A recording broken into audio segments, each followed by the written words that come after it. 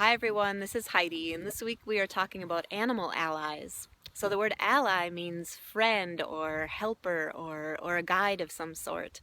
And so that's how we're going to connect with the animals a little bit this week. We're going to kind of investigate and see what animal might have a message for us.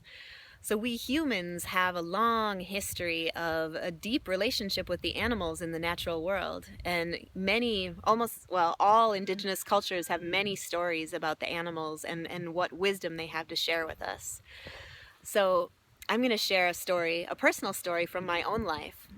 There was a time many years ago when I lived by myself in an apartment in Minneapolis, and I was really afraid of the dark. And there were some things that I kept feeling or hearing in my apartment that kind of creeped me out, and it made me very afraid. And there was a friend of mine helped me to work with an animal that could help me be brave in the situation. And so she introduced me to a bat, and bats bats actually scared me at that time too, right? They're like these kind of creepy flying mice. And so at first I was really afraid of the bat too, but then I got to know the bat. I researched all about it, and I learned how it can navigate through the darkness using its sonar, which is essentially the way that it can listen.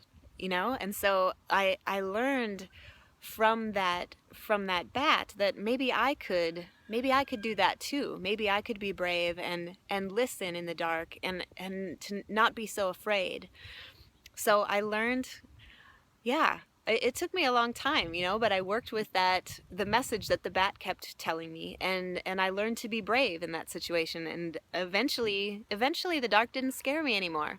So that's just one of many ways that an animal can kind of help us in our life when maybe we're afraid of something, or maybe something is just making us anxious or nervous, or maybe there's even just some way that we want to embody a different energy, and so we can seek out.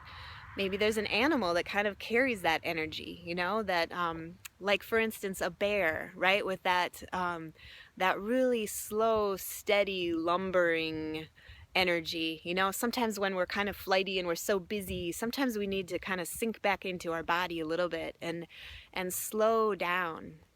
So a bear has good energy for that, right? And it's very protective of its young, and so there's all sorts of qualities that all animals have, different qualities that we can learn from.